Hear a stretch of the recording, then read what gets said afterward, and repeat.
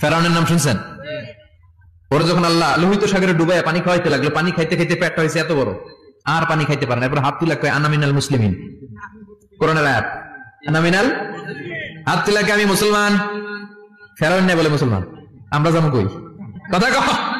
ফেরাউন হাত তুলে কয় আনা মিনাল মুসলিমিন। আল্লাহ কয় টাইম ইজ আপ, দেরি করছস, অনেক সময় দিলাম, অনেক সুস্থ রেখেছি, ক্ষমতা দিয়েছি, দাপট দিয়েছি, তখন যদি ঘাটটা নত করে, মাথাটা নত করে একবার ক্ষমা চাইতি, ফেরাউন তোরেও ক্ষমা করে দিতাম। কিন্তু সময় শেষ হওয়ার পরে আমি মুসলমানদের অন্তর্ভুক্ত বললে কোনো লাভ হবে নাকি? আল্লাহ বলল সময় নাই, সময় শেষ। কারণ মুসা আলাইহিস সালামের চাচাতো ভাই অনেক দাওয়াত দিল, জাকাত দে, কারণ জাকাত দিব না, এই সম্পদ আমি কামাইছি, আল্লাহ দেয় নাই। মুসা আলাইহিস সালাম বললেন তাহলে আযাবের অপেক্ষা কর, আযাব চলে আসে। আল্লাহ বলেন মুসা সেফ জোনে যাও, সরো, এখনই আযাব। ফাখাসাফনা বিহি ওয়া বিদারিহিল আরদ, পুরো সাইয়ুমের জমিনটা আল্লাহ কাঁপিয়ে দিলেন, আর কারুনকে সহ পুরো সম্পত্তি তার জামিনের ভিতরে দাবিয়ে দিলেন।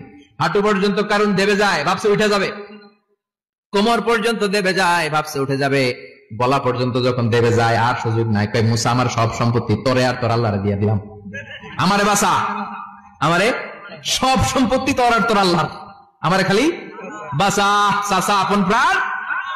আল্লাহ বলে সময় শেষ। তার মানে বাদাল গারগারা তওবা কিন্তু কবুল হয়।